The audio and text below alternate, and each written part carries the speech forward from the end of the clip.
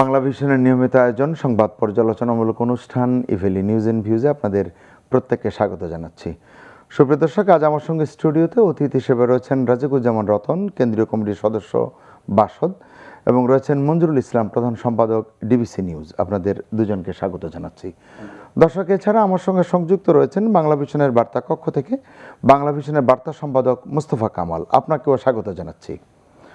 দর্শক, আলোচনার শুরুতেই আমরা মোস্তফা কামালের কাছ থেকে শুনবো আজকের দিনের উল্লেখযোগ্য সংবাদের সংক্ষিপ্ত তথ্য। মোস্তফা কামাল। জি, ধন্যবাদ আপনাকে।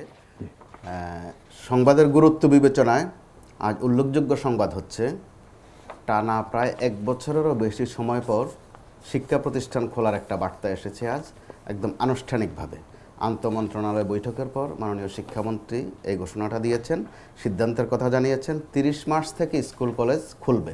এখানে উল্লেখ করা প্রয়োজন, করোনার সময়ে লকডাউন বলতে সেটা কার্যকরভাবে চলেছে শুধু শিক্ষাঙ্গনগুলোতে, অর্থাৎ শিক্ষা প্রতিষ্ঠানগুলোতে, প্রাথমিক শিক্ষা স্তর থেকে উচ্চ শিক্ষা স্তর পর্যন্ত।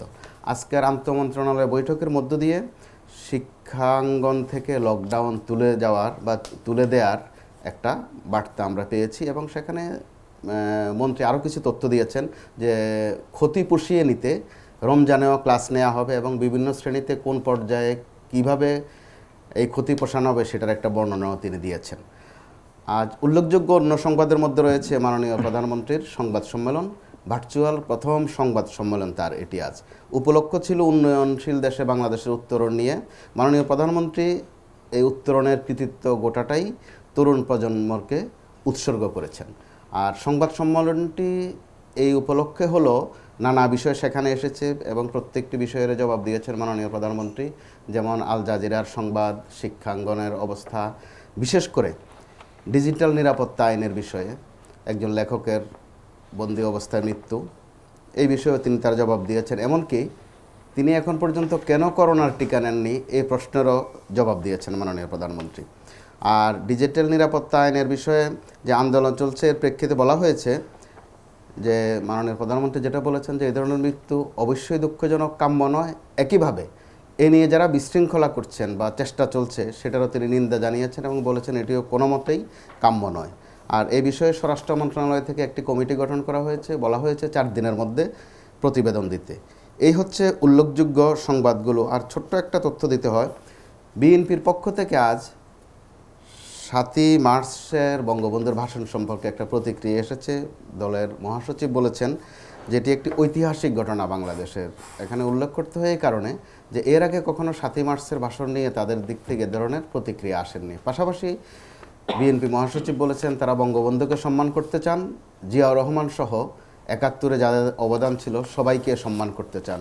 অবশ্যই রাজনৈতিক অঙ্গনে এটি একটি নতুন তথ্য। আর সর্বশেষ সংবাদ হিসেবে জানাতে চাচ্ছি, 5ম ধাপে 31টি পৌরসভার নির্বাচন হবে আজ, অর্থাৎ রবিবার। এই 31টি পৌরসভা নির্বাচনেও আগের ধাপের মতো, অর্থাৎ আগের 4টি পর্বের মতো কোনো কারচুপি হবে না বা সরকার কোনো পক্ষ নেবে না, এই ধরনের একটি মন্তব্য করেছেন আওয়ামী লীগের সাধারণ সম্পাদক ওবায়দুল কাদের। এই হচ্ছে আমার কাছে সংক্ষিপ্ত সংখ্যা। জি, আপনাকে অনেক ধন্যবাদ মোস্তফা কামাল। আপনি আমাদেরকে অনেকগুলো তথ্য জানালেন। দর্শক শুনছিলেন মোস্তফা কামাল, বাংলা ভিশনের বার্তা সম্পাদক, জানাচ্ছিলেন সংক্ষিপ্ত তথ্য। আমরা স্টুডিওতে আলোচনায় যাব, তার আগে মাননীয় প্রধানমন্ত্রীর সংবাদ সম্মেলনের ছোট একটি ক্লিপ দেখে নিতে চাই। ডিজিটাল বাংলাদেশ যখন গড়ে তুলেছি তখন ডিজিটাল নিরাপত্তা দেওয়াও আমাদের দায়িত্ব। এই দায়িত্বটাও আমাদের পালন করতে হবে এই কারণে যে এই ডিজিটাল পদ্ধতির মাধ্যমে আমাদের দেশের ছোট্ট শিশু থেকে শুরু করে যুবক থেকে শুরু করে তারা কেউ যেন বিপথে না যেতে পারে বা তাদের কোনো রকম অসামাজিক কার্যকলাপ অথবা কোনো ধরনের জঙ্গিবাদ, সন্ত্রাস বা অন্য কোনো ধরনের কোনো ইসের সাথে জড়িত হতে না পারে বা এমন কোনো কাজ না করা যেটা দেশের জন্য ক্ষতি হয়, দেশের মানুষের জন্য ক্ষতির কারণ হতে পারে। সেই জন্যই ডিজিটাল। জি, আমরা শুনছিলাম মাননীয় প্রধানমন্ত্রীর সংবাদ সম্মেলনের সংক্ষিপ্ত একটি ক্লিপ দেখলাম। আমরা আলোচনায় যেতে চাই। জনাব মঞ্জুরুল ইসলাম, আপনি যদি একটু এই বিষয়টি নিয়ে আলোচনা শুরু করেন। মাননীয় প্রধানমন্ত্রীর সংবাদ সম্মেলনে অনেকগুলো বিষয় উঠে এসেছে, যেমনটি জানাচ্ছিলেন আমাদের বার্তা সম্পাদক মোস্তফা কামাল। এর পাশাপাশি আমি যে এলডিসি থেকে উত্তরণের এই বিষয়টি নিয়ে আলোচনা করব।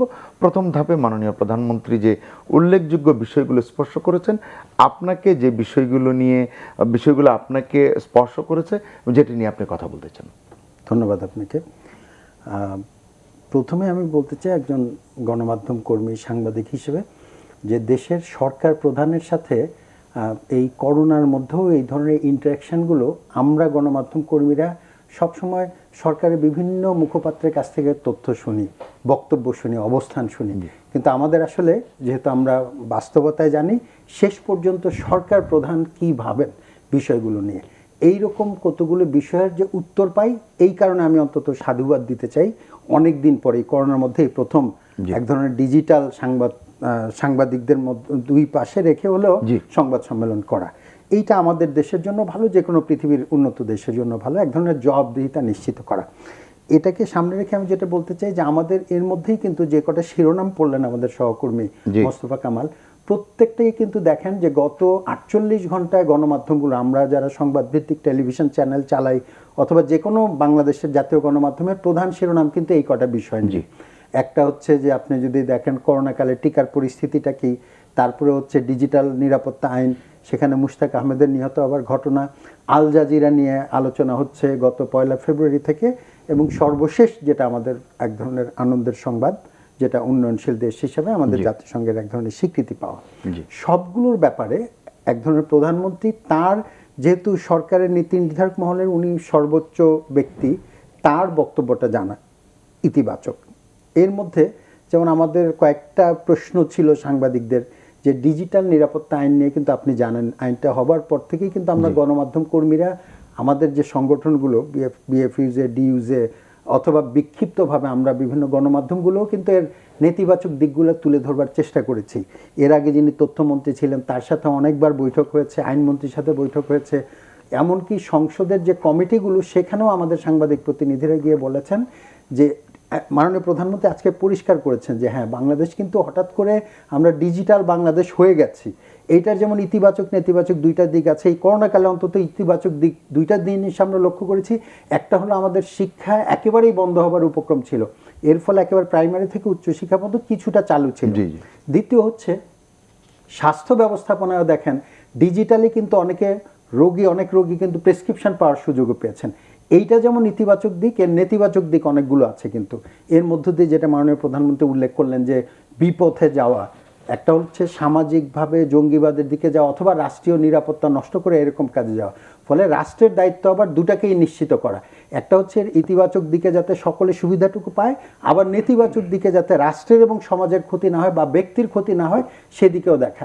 এই কারণে হয়তো আইন করার কথা, কিন্তু আইনের বাংলাদেশে কিন্তু এই পর্যন্ত আইন নিয়ে যত না ব্যাখ্যা হয়, যত না আমাদের বাদ প্রতিবাদ হয়, আইনের প্রয়োগটা নিয়ে কিন্তু আমরা শঙ্কিত থাকি।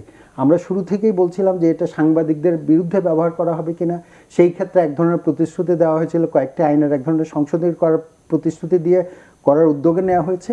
কিন্তু এখন ধরেন যে সাংবাদিক তো জনগণের মত প্রকাশ করে, সাধারণ জনগণের জনমত প্রকাশেরও তো অধিকার আছে। সেই জায়গাটা কতটা, কোন জায়গায়, it is a grey line, যে আমি কোনটাকে মনে করব এটা রাষ্ট্রের নিরাপত্তা, অথবা কোন সরকার বা সরকারের একজন মনে করলো সেটা তার নিরাপত্তা অথবা সেই বিভাগের, এই জায়গাগুলোতে যাতে অপপ্রয়োগ না হয়। মাননীয় প্রধানমন্ত্রী আজকে যেটা বলেছেন যে হ্যাঁ, মানে নিরাপত্তা হেফাজত থেকে মৃত্যু কারোই কাম্য না। উনি এর সাথে জেল হত্যা দিবসের কথা বলেছেন, কিন্তু এর সাথে আবার যে নিরাপত্তা বিধান করাও সরকারের দায়িত্ব। সেই দুইটা জায়গার মধ্যে আমরা জানি যে ইতিমধ্যে রাজপথ, আমাদের যারা মত প্রকাশের স্বাধীনতার পক্ষের তরুণ, তাদের দ্বারা কিন্তু গত 48 ঘন্টা ধরেই আন্দোলন চলছে।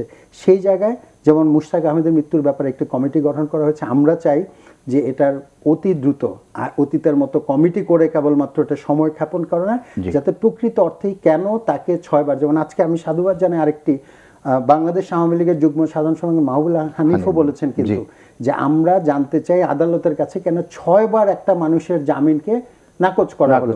উনি তো কোনো খুনের আসামি না, জি। বাংলাদেশে নানান রকম অপরাধীদের খবর আমরা প্রচার করি, একজন লেখক তারা মাত্র, জি। অনেকেই কিন্তু জামিন পায়, সেই তথ্য আমরা প্রচার করি। কিন্তু একজন লেখক মানুষ ধরেন একটা অপরাধ যদি করেও থাকে, সেই অপরাধের মাত্রাকে এই পর্যায়ে যে 6 বার তাকে জামিনের আবেদন নাকচ করতে হবে। জি। আশা করি এই প্রশ্নের উত্তরগুলো এই তদন্ত কমিটি দেবেন। এবং মূল কথাটা জানতে চাই যে তার এই মৃত্যুটা কাদের গাফিলতিতে হলো, অথবা ইতিপূর্বে আমরা অনেক সংবাদ প্রচার করেছি যে কারান্তরালে অথবা পুলিশের হেফাজতে থেকে এক ধরনের নির্যাতনে কিনা, এই প্রশ্নের উত্তর আমরা কিংবা জানতে অসুস্থ চাই। হয়ে কিনা সেটিও। তবে ছোট্ট করে একটু জানতে চাই, মাননীয় প্রধানমন্ত্রী গতকালকে ডিজিটাল আইন নিয়ে যে কথাগুলো বলেছেন, মানে তার বলবার যে তিনি যা বোঝাতে চেয়েছেন এটি, একজন মন্ত্রী গতকালকে বলেছেন, মৎস্য প্রাণী সম্পদ মন্ত্রী সমরে জাউল করিম, গণমাধ্যমে বেশ সুপরিচিত তিনি, টকশো বান্ধব মন্ত্রীও আমরা বলে থাকি। তিনি বলেছেন যে যদি কোনো ত্রুটি থেকে থাকে সেটি সংশোধন করা উচিত বা করা হবে, এরকম একটি ইঙ্গিত দিয়েছেন। আপনি কি শুনেছেন সেটি? আমি ওনারটাও শুনেছি, এবং আজকে সংবাদপত্রে বাংলাদেশ প্রতিদিন সহ কয়েকটি পত্রিকায় মাননীয় আইনমন্ত্রীরও কিন্তু বক্তব্য আছে। আচ্ছা, জি। এবং সেখানেও আমি আইনমন্ত্রী যেহেতু ওনার সংশ্লিষ্ট বেশ, জি। মন্ত্রণালয়, আমি ওটাকে জোর দিতে চাই।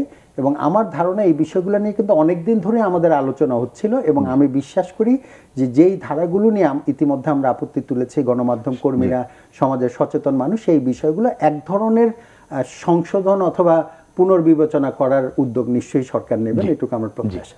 রতন ভাই। ধন্যবাদ। অনেকগুলো বিষয় আজকে আলোচনার, তার মধ্যে সবচেয়ে বড় কথা যে আইন তার নিজস্ব গতিতে চলবে, এই কথাটা তো আমরা শুনছি, কিন্তু আমরা তো দেখছি আইন শাসকের ইচ্ছার গতিতে চলে। শাসকরা যেমন যেমন চান আইনের গতিটা তেমনভাবে নির্ধারিত হয়, যেন কখনো কখনো আইন গরুর গাড়ির গতিতে চলে, কখনো রকেটের গতিতে চলে। বিরোধী দল হলে রকেটের গতিতে যায়, আর যদি নিজের পক্ষের লোক হয় তাহলে গরুর গাড়ির গতিও হার মানিয়ে যায়। তো এগুলো তো আছেই। ফলে আমরা আইনের সেটা দেখতে চাই যে কেউ আইনের ঊর্ধ্বে নন, কেউ আইনকে দুমড়ে মুচড়ে শেষ করতে পারবেন না। এটা যেমন আমরা বলি, সাথে সাথে সেই আইনটা গণতান্ত্রিক কিনা জি। এটাও তো বলতে হবে। আইনের শাসন বললেই শুধু হবে না, গণতান্ত্রিক আইনের শাসন হচ্ছে কিনা সেটা আমরা বলবো। দেশটা ডিজিটাল হচ্ছে আমাদের খুবই ভালো লাগে, কারণ আমরা আজকে আধুনিক প্রযুক্তির সঙ্গে তো তাল মিলিয়ে চলতে চাই। গোটা বিশ্বের সঙ্গে বাংলাদেশ তাল মিলিয়ে চলবে, এটাই তো প্রত্যাশিত। আজ থেকে 40 বছর আগে কেউ ডিজিটাল বা দেশের কথা ভাবতেও পারতো না, কারণ গোটা পৃথিবীতেই এই প্রযুক্তি তখন ছিল না। কিংবা আমরা যখন ছাত্র রাজনীতি প্রায় শেষ করছি, ধরুন 2000 সালের দিকে, মানে 90-এর পরে, ধরুন 91 সালের দিকে, তখন 2-1 জনের পকেটে মোবাইল ফোন দেখলে এটা আমরা অবাক হয়ে তাকিয়ে থাকতাম, এটা আবার কী জিনিস। আর এখন বাংলাদেশের 16 কোটি মোবাইল ইউজার, এবং গোটা পৃথিবীতে আমরা প্রতিদিন দেখছি যে কত ডিজাইনের, কত মডেলের যে মোবাইল আসছে। আমরা নিজেরা অ্যাসেম্বল করছি, কিন্তু মোবাইল যারা বানাচ্ছেন তারাও যে কত রকমের, হরেক রকমের ডিজাইন করছেন। তার মানে এটা বিশ্বব্যাপী একটা ফেনোমেনা যে আমরা কীভাবে টেকনোলজিক্যালি ডেভেলপ করছি। আচ্ছা, এই টেকনোলজির তাহলে কী কী কুফল আছে সেটাও আবার দেখতে হবে, যে টেকনোলজি দিয়ে কীভাবে অ্যাবিউজ হয়। আমরা শুনেছি বাংলাদেশে নাকি 30,000-এর উপরে পর্নো সাইট বন্ধ করা হয়েছে। তাহলে যা আছে সেগুলো কী পরিমাণ, তাহলে সেগুলো কিভাবে চলছে। কিংবা আমরা তো দেখেছি যে নাসিরনগরের যে ঘটনাটা ঘটলো, ফেসবুকে একটা ফেক আইডি দিয়ে, জি। যিনি রসরাজের নামে যে ঘটনা, তিনি মোবাইল ব্যবহার করতেই জানেন না। কিংবা আমরা ভুলে গেছি কি সেই দুঃখজনক ঘটনা রামুর, কিংবা সাথিয়ার, কিংবা রংপুরের। তাদেরকে কিন্তু খুব বেশি আইনের আওতায় আমরা আনতে দেখি নাই, কিংবা তাদের জন্য অত বেশি শাস্তি আমরা দেখি নাই যতটা আবার সাম্প্রতিক সময়ে কার্টুনিস্টদের ব্যাপারে কিংবা লেখকদের ব্যাপারে দেখছি। ফলে আইন কি তার গতিটা মেনে চললো, এটাও আমরা একটু দেখতে হবে। যে হ্যাঁ, কোনো একটা লেখায় সরকারের ভাবমূর্তি ক্ষুণ্ণ হতে পারে, তো সেটাও তো পরিষ্কার করতে। ভাবমূর্তি এত ঠুনকো নয় যে একটা লেখায় ক্ষুণ্ণ হয়ে যাবে। আর যে ভাবমূর্তি লেখাতেই ক্ষুণ্ণ হয়, যে ভাবমূর্তি রক্ষার জন্য সবসময় শশব্যস্ত হয়ে থাকতে হয়, সেই ভাবমূর্তির ব্যাপারে তো একটু প্রশ্ন তুলতে হবে। ফলে ভাবমূর্তি কতটুকু ক্ষুণ্ণ হলো, আর লেখার মান কতটুকু, কোন লেখার মধ্য দিয়ে মানুষের মনের মধ্যে অসন্তোষ জাগিয়ে তোলা হয়, আর কোন লেখার মধ্যে দিয়ে মানুষের মনকে নোংরামির দিকে নিয়ে যাওয়া হয়। এখন অসন্তুষ্ট হতেও পারে অনেক কারণে, তাই না? আমি একটা বিষয়কে পছন্দ করছি না, সেটাকে আমি বলতে পারবো না যে এটা পছন্দ করছি না। আমাদের রাজনৈতিক দলের নেতা নেত্রীরা তো প্রতিদিনই অনেক রকম কথা বলছেন, তাতে তো অনেকেরই তো মানহানি হচ্ছে, অনেকের সম্মানহানি হচ্ছে, অনেকের রাজনৈতিক সুনামের হানি হচ্ছে। তো সেগুলো তো হচ্ছে, এই জায়গায় তো একটা রাজনৈতিক সহিষ্ণুতারও একটা পরিচয় দিতে হবে, সেটা একটা দিক। আরেকটা হলো যে 9টা মাস কারাগারে থাকলেন, 6 বার জামিন আবেদন মানে গৃহীত হয়নি, এটা যেমন ঠিক, 9টা মাস কারাগারে থাকলেন। তাহলে একটা মানুষ দেখুন কীরকম একটা সেটি তো মানে সরকারের ক্ষমতাসীন সরকারের উচ্চ পর্যায়ের নেতারাও কিন্তু এটির সমালোচনা করছেন। এটি কিন্তু মৃত্যু না হলে হয়তো সমালোচনাটা হতো না। মৃত্যু হওয়ার মধ্যে দিয়ে মৃত্যু না হলে হয়তো আপনিও এটি নিয়ে এইভাবে কথা বলতেন না। না, মৃত্যু হওয়ার আগেও আমরা কিন্তু এটা নিয়ে প্রতিবাদ করছি, আমরা রাস্তায় আছি। এমনকি তার 2 দিন আগে আমাদের ছাত্র সংগঠন যে সমাজতান্ত্রিক ছাত্রফ্রন্ট একটা দেয়াল লিখনও করলো ঢাকা বিশ্ববিদ্যালয়ে যে এই মোস্তাক আহমেদের মুক্তি চাই। ফলে আমরা কিন্তু মৃত্যুর আগেও আমরা এই মুক্তিটা আমরা চাইনি, যে দেশের আদালতে জামিন না পেলেও তিনি পৃথিবীর আদালত থেকে জামিন পেয়ে মুক্তি হয়ে মুক্ত পাবেন, এটা আমরা চাইনি। ফলে এটা গেল একটা দিক। আর একটা হলো যে ডিজিটাল নিরাপত্তার বিষয়টা আসলে কতখানি মানুষকে ডিজিটালি সিকিউরিটি দেবে সেটা নিয়ে তো আলোচনা হবে।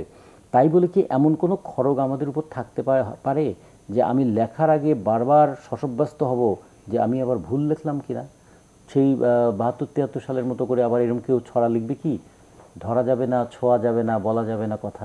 তো এইরকম যেন না হয়, ভয়ের মধ্যে গণতন্ত্র এই যে প্রেক্ষাপট, যে কথাগুলো বলছেন, এই প্রেক্ষাপটে অনেকদিন পরে মাননীয় প্রধানমন্ত্রী সংবাদ সম্মেলনে অনেকগুলো বিষয় মানে কর্মরত সাংবাদিকদের প্রশ্নের জবাবে বলেছেন, সেটির একটু মূল্যায়ন শুনতে চাচ্ছিলাম। অবশ্যই মঞ্জু ভাই যেটা বলেছেন এটা খুবই দরকার, যে আমাদের রাষ্ট্রপ্রধান যে মাঝে মাঝে সাংবাদিকদেরকে মিট করেন, এটা খুবই প্রয়োজনীয় বিষয়। এবং ইনি বলবেন, ইন্টারাকশন হবে, সেখানে কিছু কিছু প্রশ্নের উত্তর মানুষ মানে রাষ্ট্রপ্রধানের মুখ থেকেও শুনতে চায়, শুধুমাত্র লেখায় দেখলে কিংবা অন্যরা বললেন তা নয়। ফলে সেদিক থেকে এটা খুবই মানুষ তাহলে যাচাই করতে পারে, মানে বুঝতে পারে যে আসলেই রাষ্ট্রপ্রধানের মনোভাবটা কি, তার মুখের ভাষা, তার দেহের ভঙ্গি, এটাও মানুষ তখন খেয়াল করে। সেদিক এই প্রেসকে মিট করাটা খুবই। এলডিসি থেকে এলডিসি থেকে যেটা, এটা কিন্তু ধরুন 1975 সাল থেকে আমরা কিন্তু স্বল্পোন্নত দেশের তালিকায় আছি। এইবার আমরা এটাকে একটা উন্নয়নশীল দেশের জায়গায়, এটা অবশ্যই একটা অ্যাচিভমেন্ট। দেখুন আমাদের দেশে এটি কি কি চ্যালেঞ্জ নিয়ে আসবে সামনে, সেটি এটা না, যে 3টা বিষয়ের উপর ভর করে আমরা আছি, 3টা বিষয় কিন্তু খুব খেয়াল রাখতে হবে। একটা যেমন ধরুন আমাদের অর্থনৈতিক অগ্রগতির কথা যদি ভাবি, আমাদের মানে ভঙ্গুরতার সূচকের বিষয় যদি, এখন ধরুন আমরা বৈদেশিক মুদ্রার রিজার্ভে একটা খুবই স্বস্তিদায়ক জায়গায় আছি। সেটা কিসের উপরে আছি? একটা ধরুন প্রবাসী আয় আমাদের প্রায় এবার 20-22 বিলিয়ন ডলার এসছে, তার সঙ্গে আছে আমাদের এক্সপোর্ট। হ্যাঁ, এবং এক্সপোর্টটা খেয়াল করে দেখুন, আমাদের দেশীয় শিল্পগুলো কিন্তু হুমকির মধ্যে পড়েছে। যেমন রাষ্ট্রায়ত্ত পাটকল বন্ধ হলো, রাষ্ট্রায়ত্ত চিনিকল বন্ধ হচ্ছে, আমরা নির্ভর করছি কিন্তু গার্মেন্টসের উপরে। গার্মেন্টসের বাজারটা কিন্তু খুবই একটা বলবো যে ঝুঁকিপূর্ণ বাজার। ইউরোপ যদি তার কনজাম্পশন কমিয়ে দেয়, অথবা আমাদের প্রতিদ্বন্দ্বী যারা আছেন তারা যদি হাই ভ্যালু এন্ডেড প্রোডাক্ট তৈরি করতে থাকে, তাহলে এটা কিন্তু ঝুঁকির মধ্যে পড়বে। ফলে আমাদের স্থায়ী শিল্প কাঠামোগুলো খুব দরকার, তা নাহলে এখনকার এটা দিয়ে আমরা সবসময় একটা স্বস্তির জায়গায় থাকতে পারবো না। এটা গেলো একটা দিক। 2 নম্বর হচ্ছে মাথাপিছু আয়ের ব্যাপারটা, আয় কে করে আর কে পায়। এই ক্ষেত্রে কিন্তু একটা জিনিস খেয়াল করলে বৈষম্যটাও কিন্তু ব্যাপক হারে বেড়েছে, এবং এটা আমাদের ক্রমাগত বাড়ছে। একটা তো সাধারণ হিসাবে অনেকদিন ধরে আমরা বলে আসছি, শুনে আসছি যে মাথাপিছু আয় বৈষম্যের দিক থেকে আমরা একটা চরম বৈষম্যের জায়গায় চলে আসছি। এখন 1:121 নাকি হয়ে গেছে। করোনা সেটিকে আরো বাড়িয়ে ভালনারেবিলিটি বাড়িয়ে দিয়েছে। ফলে এখান থেকে আমাদের একটু ভাবতে হবে, তাহলে আমাদের এই উন্নয়নটাকে যদি স্থিতিশীল রাখতে হয় এবং ধারাবাহিক রাখতে হয়, তাহলে কৃষিতে আমাদের বরাদ্দটা বাড়াতে হবে, কৃষিতে মনোযোগটা দিতে হবে, কৃষি গবেষণার ব্যাপারটা দিতে হবে। যেমন ধরুন আখের কলটা যে বন্ধ হয়ে গেলো, এখানে একটা বলছে যে আমাদের নাকি আখের মধ্যে চিনির পরিমাণটা কম, তাহলে আমাদের সুগার ক্রপ রিসার্চ ইনস্টিটিউট সেটাকে নিশ্চয়ই আরও শক্তিশালী করা দরকার। ভারতে যদি 15% চিনি তারা আহরণ করতে পারে, কিউবা যদি 18% চিনি আহরণ করতে পারে, আমরা কেন, আমাদের বিজ্ঞানীরা বলছে 12% পারা সম্ভব, কেন আমাদের সুগার মিল সেটা 5.8% নিয়ে আসে? তার মানে বৈজ্ঞানিক গবেষণাটা দরকার, এক্ষেত্রে বরাদ্দটা দরকার। তার সঙ্গে হচ্ছে আমাদের শিক্ষার মান। 4 কোটি থেকে 4.5 কোটি আমাদের ছাত্রছাত্রী, এই করোনা তাদেরকে একটা বিরাট ধাক্কার মধ্যে ফেলেছে। যতটা শিক্ষা জীবন ধাক্কার মধ্যে পড়েছে, তার চেয়ে অভিভাবকরা অর্থনৈতিক ধাক্কার মধ্যে পড়েছে, যে এরপরে শিক্ষা জীবনটা কেমন করে অব্যাহত রাখবে। ফলে সেই ক্ষেত্রে আমরা শিক্ষায় কি সহায়তাটা দিতে পারি, সেগুলো একটু আমাদের ভাবতে হবে। ভবিষ্যৎ প্রজন্ম, একটা জিনিস আমাদের খুবই দুঃখ লাগে যে আমাদের যারা একটু শিক্ষিত মেধাবী তরুণ, তারা ছুটছে দেশের বাইরে তাদের ক্যারিয়ারের জন্য, আর আমাদের যে পরিশ্রম করতে পারে যে তরুণ, সেও ছুটছে দেশের বাইরে একটু চাকরি পাবে বলে। ফলে দেশ কিন্তু একদিকে কর্মশক্তি সম্পন্ন যুবক হারাচ্ছে, আর একদিকে মেধা সম্পন্ন যুবক। এটাকে কিভাবে আমরা রাখবো আমাদের দেশে?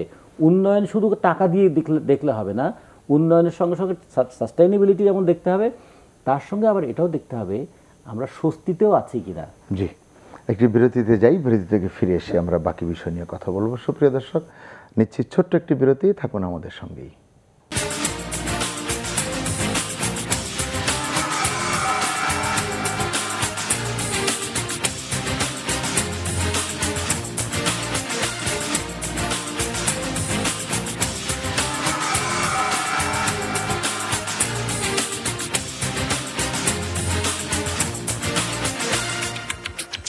আবারও স্বাগত, দেখছিলেন ইভেলি নিউজ এন্ড ভিউজ। আমার সঙ্গে অতিথি হিসেবে রয়েছেন ডিবিসি নিউজের প্রধান সম্পাদক মঞ্জুরুল ইসলাম এবং বাসদ কেন্দ্রীয় কমিটির সদস্য রাজিকুজ্জামান রতন।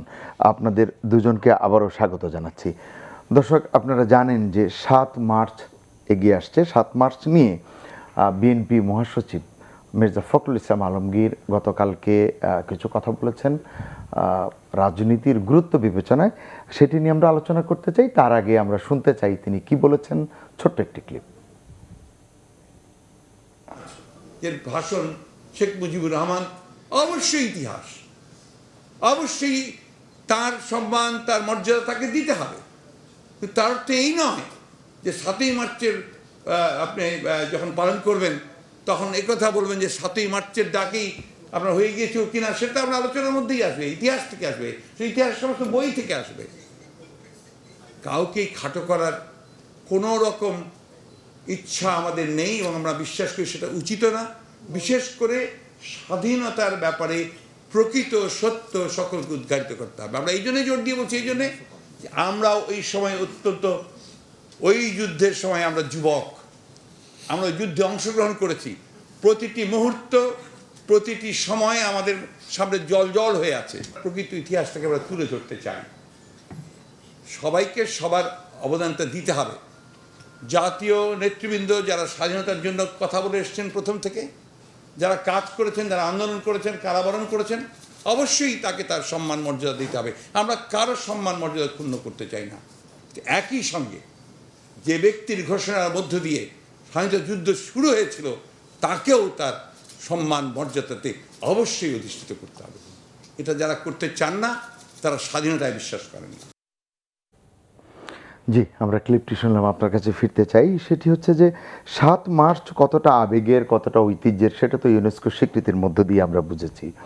আমরা এইবার যে সিদ্ধান্তটি, যে ঘোষণাটি বিএনপি মহাসচিব বললেন, আপনি কি বলবেন রাজনীতিতে এই যে চিন্তার বদল বা এটি যে নতুন করে সূচনা, এটিকে আপনি কিভাবে দেখছেন? এটি বাংলাদেশের রাজনৈতিক আবহকে কতটা ইতিবাচক পথে এগিয়ে নেবে আপনার মনে হয়? ধন্যবাদ এই প্রশ্নটি করবার জন্য। আমার কাছে মনে হয় এই 27শে ফেব্রুয়ারি 2021 আমাদের জন্য একটি ইতিবাচক দিক। যেমন এর আগের আলোচনা যেটা করলেন যে বাংলাদেশ উন্নয়নশীল দেশের স্বীকৃতি পাওয়া জাতিসংঘের, সেই কারণে প্রধানমন্ত্রীর সংবাদ সম্মেলনের মধ্য দিয়ে জানান দেওয়া আমাদের জন্য সম্মানের। এবং সেখানে আরেকটা দুটা বাক্য খালি বলে নেই যে মাননীয় প্রধানমন্ত্রীকে জিজ্ঞেস করা হচ্ছে আল জাজিরা নিয়ে। আমাদের অনেকেরই একটা ধারণা ছিল 1 ফেব্রুয়ারি আল জাজিরা ঘটনার পরে কবে যেন আল জাজিরা বন্ধ হয়ে যায়, কিন্তু উনি পরিষ্কার করে বলে দিয়েছেন যে জনগণ সেটা বিবেচনা করবে, তাদের মতো তারা তথ্য প্রচার করবে। এটা একটা ব্যাপার। আরেকটা বিষয় যেটা আমাকে নাড়া দিয়েছে যে ওনাকে জিজ্ঞেস করা হয়েছিল আপনি কবে টিকা নেবেন, উনি দ্ব্যর্থহীন কণ্ঠে বলেছেন যেদিন আমার অধিকাংশ মানুষ টিকা নিতে পারবে আমি নিশ্চিত হব সেদিন আমি নেব। আমি মনে করি বাংলাদেশ 130টা দেশ এখন পর্যন্ত একটি টিকাও পায়নি। সে জায়গায় আমরা টিকা পাবো। আমি একেবারে ওপেন বলতে চাই, আমার অনেক ঘনিষ্ঠ বন্ধু এবং পরিবারের সদস্যরা মার্কিন যুক্তরাষ্ট্রে থাকে, উন্নত দেশে। তারা তাদের বয়স 40 থেকে 60-এর মধ্যে, তারা এখনও নিশ্চিত জানে না কোন মাসে তারা পাবে টিকা। অথচ আমি তো নিজে বটে পেয়েছি, আমাদের গণমাধ্যম কর্মীরা পেয়েছে, আমাদের বাড়ির গৃহপরিচারিকা এবং ড্রাইভাররা পর্যন্ত রেজিস্ট্রেশন করে পেয়েছে। এটা একটা আমাদের জন্য সৌভাগ্যের ব্যাপার। এই রকম একটা সুন্দর সময় আমরা যখন উন্নয়নশীল দেশে যাচ্ছি, সেই সময় এই রাজনৈতিক এই বক্তব্যটা আমাকে আশাবাদী করে তোলে। কারণ এর মধ্যে তো আমরা একটা তিক্ততার রাজনৈতিক সম্পর্কের মধ্য দিয়ে যাচ্ছিলাম অনেকদিন ধরে। কারণ আমরা জানি একটি সংসদীয় গণতন্ত্রে বলি সরকারি দল বিরোধী দল সাইকেলের দুইটা চাকার মতো, দুইটা চাকা সচল না হলে গণতন্ত্র চলে না, এগুলো কথার কথা। কিন্তু আমার কাছে মনে হচ্ছে এই তিক্ততার থেকে কিছুটা বরফ গলতে শুরু করেছে। আমি সাধুবাদ জানাই, কারণ আজকে মির্জা ফখরুল ইসলাম আলমগীর বলবার আগেই কিন্তু গতকাল আবার আওয়ামী লীগের সাধারণ সম্পাদক বলেছেন যে এটাকে উনি ইতিবাচকভাবে দেখছেন। যদিও আমি মনে করি এই জায়গা থেকে যেন আমরা পেছনে ফিরে আবার না যাই। তার কারণ হচ্ছে ইতিহাসের কথা বলতে গেলে উনি যেটা বললেন, মির্জা ফখরুল ইসলাম অত্যন্ত সজ্জন মানুষ, আমার অত্যন্ত প্রিয় রাজনীতিবিদদের একজন, কিন্তু আমাদের সেই জায়গায় ফিরে যেতে হবে যে ৭৫-এর পরে আমরা ইতিহাসটা পাল্টে দেওয়ার কারা চেষ্টা করেছিল, বঙ্গবন্ধুর নাম, জাতির পিতার নাম, সেই বাকবদলটা দেখছেন, সেই বাকবদলটা শুরু করতে হলে নিজের ভুলেরও স্বীকার করতে হবে। 15ই আগস্টে বঙ্গবন্ধুর মৃত্যু দিনে আপনি জন্মদিনের কেক কাটা, সেই যে জন্মদিন নিয়ে বিতর্ক থাকবে, আবার একই সাথে আপনি একেবারে ইতিহাস থেকে একটা অন্যরকম ইতিহাস তৈরি করা, সেই জায়গায় যখন প্রক্রিয়া চলে তখন যখন এই প্রকৃত ইতিহাসের দিকে হাঁটতে শুরু করি, সকলকেই সম্মান করতে হবে। যেমনটি মির্জা ফখরুল ইসলাম বলেছেন, যদি জাতির পিতাকে আপনি সম্মান করেন, সকল সেক্টর কমান্ডারকে সম্মান করেন, জিয়াউর রহমান সম্মান তার সমর্যাদায় থাকবেই, কিন্তু একজনকে অসম্মান করে আরেকজনকে সম্মান দেয়া, এই ইতিহাস থেকে আমরা, আমার ধারণা তারা অনুধাবন করে দূরে সরে আসছেন। সেটা আমি মনে করি ভবিষ্যৎ প্রজন্মের জন্য একটি, কারণ আপনার আমার দ্বিমত থাকতেই পারে, দুটা রাজনৈতিক দলের দ্বিমত থাকতেই পারে, কিন্তু একেবারে নিশ্চিহ্ন করা রাজনীতি, সেখান থেকে যদি না বেরিয়ে আসা যায় তাহলে কিন্তু আমাদের গণতন্ত্র সত্যিকার অর্থে সকলের গণতন্ত্র হবে না, যারা ক্ষমতাসীন কেবল তাদের গণতন্ত্র হবে, যে ইতিহাস আমরা অতীতে দেখে এসেছি। জি রতন ভাই, আপনার কাছেও জানতে চাই এই বিষয়টিতে, কারণ এত কাল ধরে, এত বছর ধরে আমরা দেখেছি, বিশেষ করে ৭৫-এর পরে আমরা দেখেছি যে ৭ মার্চ আওয়ামী লীগ এবং সমমনা দলগুলোকেই পালন করতে দেখেছি, এবং রাজনীতিতে আওয়ামী লীগের প্রতিপক্ষ বিবেচনা করে যারা রাজনীতি করেন তাদেরকে এই দিনটি পালন করতে আমরা দেখিনি, বা নানান ধরনের প্রচারণাও আমরা শুনেছি, দেখেছি। এবারের যে বিএনপি মহাসচিবের দ্ব্যর্থহীনভাবে তিনি বলেছেন যে এটিকে ঐতিহাসিক দিন বলছেন, বঙ্গবন্ধুর অবদানকে তিনি যেভাবে মূল্যায়ন করছেন, আপনার কাছে কি মনে হয় সত্যি সত্যি এটি রাজনীতির যে বাকবদলের স্বপ্ন আমরা অনেক দিন ধরে দেখছিলাম, রাজনীতিতে যে আপনার সর্বজনীন যে একটি মানে ইতিহাস ঐতিহ্য নিয়ে কাজ করবার, কথা বলবার, পথ চলবার, সেটি আপনি কেমন দেখেন? খুবই গুরুত্বপূর্ণ একটা আলোচনা, এবং তার সঙ্গে অতীত থেকে পেয়ে আসা একটা দারুণ সংশয়, দুটো নিয়ে আমরা আলোচনা করছি। গুরুত্বপূর্ণ এই অর্থে, এর মধ্য দিয়ে আমরা মানে ইতিহাসে প্রত্যেক মানুষের যে একটা ভূমিকা আছে, সেই ভূমিকাটার একটা স্বীকৃতির প্রশ্নও আছে। কারণ ইতিহাস থেকে ইচ্ছা করলে আমরা কেউ কাউকে জোর করে বাদ দিতে পারি না, দিলে তার পরিণতিটা ভালো হয় না। তো সেক্ষেত্রে আমরা দেখি, আমাদের তো দেখুন 1947-এ পাকিস্তান হলো, 1970-এ সাধারণ নির্বাচন হলো, পাকিস্তানে 23 বছর কোনো সাধারণ নির্বাচন হয়নি। তাহলে এমন একটা দেশ ছিল, একটা সাধারণ নির্বাচন হয়নি। 70-এ যখন প্রথম সাধারণ নির্বাচন হলো, সেই নির্বাচনে দেশের মানুষের আবেগ কি, আওয়ামী লীগ যে এই যে প্রায় মানে এটা নিরঙ্কুশ বললে তো এটা ভুল বলা হয়, মানে এই ধরনের অঙ্কুশ, হ্যাঁ, মানে ধস নামানো বিজয় এলো, তার মানে মানুষের ভেতরের আকুতিটা কত তীব্র ছিল। এই আকুতি তৈরি করার জন্য 52-র ভাষা আন্দোলন ছিল, 58-র সামরিক শাসন বিরোধী লড়াই ছিল, 62-র শিক্ষা আন্দোলন ছিল, 64-তে যে ওই ভারত পাকিস্তান যুদ্ধের নামে এই দেশের মানুষের উপর কত নিপীড়ন চালানো হয়েছিল। তারপরে আমরা বলবো রবীন্দ্রনাথের গান কবিতা বন্ধ করার প্রক্রিয়া ছিল, মানে 6 দফা 11 দফা। এখন দেখুন 70-এর নির্বাচনের আগে যে 11 দফা ঘোষণা করা হলো, 11 দফার 9 নম্বর দফায় ছিল জরুরি আইন সহ সকল প্রকার নিবর্তনমূলক আইন বাতিল করা হবে। তারপর মানুষের আকুতি ছিল একটা গণতান্ত্রিক সমাজে, এবং তারপরে যখন এই যে ক্ষমতা হস্তান্তর হচ্ছিল না, তখন কিন্তু প্রশ্নটা আসলে মেজরিটি মাইনরিটির, যে মেজরিটির কথা কি শোনা হবে না মাইনরিটির কথা শোনা হবে। ভুট্টো সাহেবরা তো মাইনরিটি, তাদের কথা কেন শোনা হবে, এইরকম জায়গাটাও চলে এসছে। ফলে 18 মিনিটের যে বক্তৃতাটা ছিল 7ই মার্চ, তার আগে আবার দুটো দিন ছিল। মার্চ মাসের 2 তারিখে পতাকা তোলা হয়েছিল স্বাধীনতার, মার্চ মাসের 3 তারিখে ইস্তেহার ঘোষণা করা হয়েছিল। মানে কিভাবে একটা দেখুন ধাপে ধাপে ধাপে ধাপে আমরা এগোচ্ছিলাম, এগুলো সবকে বাদ দিয়ে 26 তারিখ আসে নাই। তারপর এগুলোর পরিণতিতে 26 তারিখ এসে, তার মধ্যে আবার দুটো খুব গুরুত্বপূর্ণ দিন আছে, যে জিনিসটা আমাদের একটু খেয়াল রাখা দরকার। একটা হচ্ছে 19শে মার্চ, ওই জয়দেবপুরের রাজেন্দ্রপুর সেনানিবাস থেকে যখন আর্মিরা বেরিয়ে আসছে, সাধারণ মানুষ সেনাবাহিনীর গাড়ির উপর ঝাঁপিয়ে পড়েছে। দেখুন কত বড় একটা প্রতিরোধ, সে জানে যা সামরিক বাহিনীর সামনে সে টিকবে না, কিন্তু তার মনে করছে এই প্রতিরোধটা তার করা দরকার। এটা তো গাজীপুরের সেই 19 মার্চের প্রতিরোধ। আর 23 তারিখে দুটো ঘটনা ঘটেছিল। একটা লোক গোটা দেশে পতাকা ওড়ানো, আবার সোয়াত জাহাজ থেকে অস্ত্র নামাতে অস্বীকৃতি জানানো, এই দিকটাও কিন্তু খেয়াল রাখতে হবে। ফলে সব মিলিয়ে আমরা ইতিহাসের একটা ধারাবাহিকতার মধ্যে থাকতে চাই। সেই ধারাবাহিকতাগুলো বারবার ব্রেক হয় এবং নিজের মতো করে ইতিহাস রচনা করতে গিয়ে আমরা অনেক সময় ইতিহাসের সেই ধারাবাহিকতাটা নষ্ট করে ফেলি। এইবার যখন বলা হচ্ছে বিএনপির পক্ষ থেকে যে তারা 7ই মার্চের ব্যাপারে এটা বলবেন, আমরা মানে এটা নিয়ে কথার মধ্যে আছে না, হ্যাঁ তবে কিন্তু এইরকম কথাগুলো আবার দিয়ে পরে দেখুন এটা আবার কি হয়। হ্যাঁ, ফলে আমরা মনে করি এটা নিয়ে খুব বেশি আশাবাদী হওয়ার দরকার নেই, কিন্তু এইটা দিয়ে একটা বিবেচনাবোধটা থাকা উচিত যে ইতিহাসে প্রত্যেক ব্যক্তির ভূমিকার জন্য একটা ইতিহাসসম্মত স্বীকৃতি আমাদের থাকে।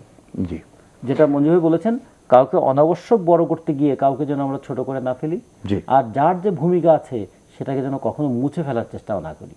জি, যথার্থ বলেছেন।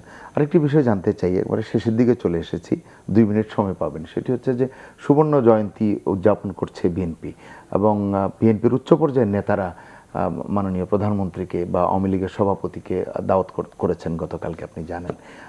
আমি বারবার একটি জিনিস দুজনের কাছ থেকেই জানতে চাই যে অনেক দিবস, অনেক উৎসব আমরা দলীয় চিন্তায়, দলীয় ঘেরাটোপে পালন করেছি। 7ই মার্চ নিয়ে মির্জা ফখরুলের বক্তব্য, জন্ম সুবর্ণ জয়ন্তীতে প্রধানমন্ত্রী শেখ হাসিনাকে দাওয়াত করা, মানে আমাদের এই সর্বজনীন রাজনীতির যে আবহ সেটি কতটা নিশ্চিত করবে বলে মনে করেন? এটা আমি রতন ভাইয়ের শেষ কথাটা আবারও রিপিট করতে চাই যে আপনাকে যদি কিন্তু দিয়ে আপনার যদি ভেতর পরিষ্কার করে আপনি সামনে এগোন, সত্যিকার অর্থে মানুষ ভুল করে, রাজনীতিতে ভুল হতেই পারে। আমরা যেটা বলছিলাম যে একটা প্রকৃত ইতিহাসের বাইরে বিকল্প একটা অসত্য ইতিহাস দাঁড় করিয়ে শেষ পর্যন্ত টেকা যায় না। ইতিহাসের এটাই হচ্ছে শিক্ষা।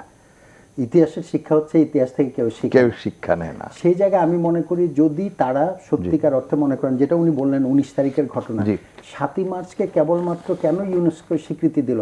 7ই মার্চের বঙ্গবন্ধু এবারের সংগ্রাম, মুক্তি সংগ্রাম, এবারের সংগ্রাম স্বাধীনতা সংগ্রাম বলে উনি যা যা বলেছেন, তারপরে কিন্তু উদ্বুদ্ধ হয়ে 19 তারিখে কিন্তু সামরিক বাহিনীকে বাধা দিয়েছিল সাধারণ নিরস্ত্র জনতা, বাঙালিরা তৎকালীন যদি বলেন। তার মানে তখন এই যে মির্জা ফখরুল ইসলাম আলমগীর সহ যারা পরে মুক্তিযুদ্ধে অংশ নিয়েছেন তারা প্রত্যেকেই কিন্তু উদ্বুদ্ধ হয়েছিলেন সেই 7ই মার্চের ভাষণ থেকে। খালি ঘোষণা বাকি ছিল কখন পাকিস্তানের আক্রমণ করবেন যাতে সেটা অন্যরকম বিচ্ছিন্নতাবাদী আন্দোলন না হয়। সেই জায়গায় আমি মনে করি যে এই বাস্তবতা স্বীকার করে মুক্তিযোদ্ধা অনেকে আছেন, আমি ওনার সাথে একমত, বিএনপির মধ্যে অনেক মুক্তিযোদ্ধা যারা খেতাবধারী মুক্তিযোদ্ধা আছেন, তারা সকলে মিলে যদি, যেহেতু সুখের বিষয় হচ্ছে এখন একসময় তাদের যে বন্ধু যারা ছিলেন জামাত এবং যুদ্ধাপরাধীতে অনেকে ছিলেন, তারা এখন একটু দূরে আছেন, সেই জায়গায় প্রকৃত ইতিহাসের পথে যদি হাঁটতে শুরু করেন এবং আপনি যেটা উল্লেখ করলেন স্বাধীনতার রজত জয়ন্তী পালন হচ্ছে, বঙ্গবন্ধুর জন্মদিন সামনে আসছে, সুবর্ণ জয়ন্তী, সেই জায়গায় হ্যাঁ স্বাধীনতার সুবর্ণ জয়ন্তী এবং বঙ্গবন্ধুর 100 বার্ষিকী শেষ করে আরেকটা জন্মদিন, সেই জায়গায় যদি তারা ওই শ্রদ্ধাটুকু দেন তাহলে আমার ধারণা ইতিবাচক ধারা কিন্তু আরেকটু পেছনে শুরু হয়েছে। কারণ আপনি যদি একটু খালি এক বাক্য মনে করিয়ে দিন, বিএনপি চেয়ারপারসন বেগম খালেদা জিয়া কিন্তু কারান্তরালে ছিলেন। আপনি জানেন এক ধরনের সরকারি আদেশেই কিন্তু তিনি এখন মুক্তি পেয়েছেন। ফলে এইটাও আমি মনে করি সরকারের এক ধরনের ইতিবাচক সহানুভূতির রাজনীতির এক ধরনের বহিঃপ্রকাশ। সেটাকে ধরে রাখতে হলে দুপক্ষকে এগিয়ে আসতে হবে এবং সেটা কোনো রকম বিদ্বেষ না, আবার নিশ্চিন্নের রাজনীতি না, সহযোগিতার এবং একসাথে পথ চলার রাজনীতি। ইতিবাচক কিছু পাওয়া যাবে। হ্যাঁ, রাজনীতিতে প্রতিযোগিতা থাকবে, রাজনীতিতে যুক্তির লড়াই থাকবে, কিন্তু যেটা বললেন যে দ্য পলিটিক্স অফ অ্যানিহিলেশন, যেটা আমাদের এখানে প্রায় আমরা দেখছি যে কে কাকে নির্মূল করে দেয়, তাতে করে আসলে নির্মূল করা যায় না, কিন্তু গণতান্ত্রিক মূল্যবোধটা ধ্বংস হয়ে যায়। সেটা খুব বিপজ্জনক আমাদের জন্য। আমরা যেন সেই ধারা থেকে বেরিয়ে আসতে পারি। আর প্রতিযোগিতা থাকবে, প্রতিপক্ষ থাকবে, যুক্তির লড়াই হবে এবং একটা গণতান্ত্রিক সহিষ্ণুতাও যেন থাকে। একটা জিনিস খেয়াল করুন, 18 মিনিটের একটা বক্তৃতা 7ই মার্চের, কিন্তু এই বক্তৃতাটা গড়ে উঠেছে কিন্তু 18 মিনিটের মধ্যে না, এর পিছনে একটা দীর্ঘ বেদনার ইতিহাস আছে, দীর্ঘ লড়াইয়ের ইতিহাস আছে, একটা দূরবর্তী স্বপ্ন আছে। আমাদের স্বাধীনতা না, আমাদের একটা মুক্তিও চেয়েছিলাম আমরা। স্বাধীনতা মানে কিন্তু লুটপাটের স্বাধীনতা না, স্বাধীনতা মানে স্বাধীনভাবে জীবন বিকাশের স্বাধীনতা। স্বাধীনতা মানে মুক্তি, মানে কি শোষণ থেকে মুক্তি। তো সেটিকে প্রশ্নবিদ্ধ করা ঠিক হবে না, যেটি আপনারা বলছিলেন। ঠিক হবে না। এক, 2 নম্বর হচ্ছে তাহলে তো দিবস পালনের কোনো একটা হলো প্রশ্নবিদ্ধ যেমন করব না, দুই, এই কথাটাকে বুকে ধারণ করে মুক্তির লড়াইটাকে যেন অব্যাহতভাবে এগিয়ে নিয়ে যেতে পারি, সেটাও আমাদের থাকতে হবে। জি, আপনাদের দুজনকে অনেক ধন্যবাদ জানাচ্ছি। সুপ্রিয় দর্শক, আপনাদেরও ধন্যবাদ জানাতে চাই। তবে শেষ করবার আগে একটি কথা বলতে চাই। আমাদের অতিথিরা বলছিলেন যে ইতিহাসের নির্মম শিক্ষা এটি যে ইতিহাস থেকে কেউ শিক্ষা নেন না। শেষ করবার আগে আমি একটি ছোট্ট কবিতা পড়ে শোনাতে চাই আপনাদেরকে। ইতিহাস হাস নয়, নয় গৃহপালিত, ইতিহাস একান্তই স্বীয় পরিচালিত, ইতিহাস হাস নয়, কারো কৃতদাস নয়। সত্যি ইতিহাস তার জায়গা করে নেবে, এই প্রত্যাশা রেখে আজকের আলোচনা শেষ করতে চাই। সবাই ভালো থাকুন, সুস্থ থাকুন, নিরাপদে থাকুন।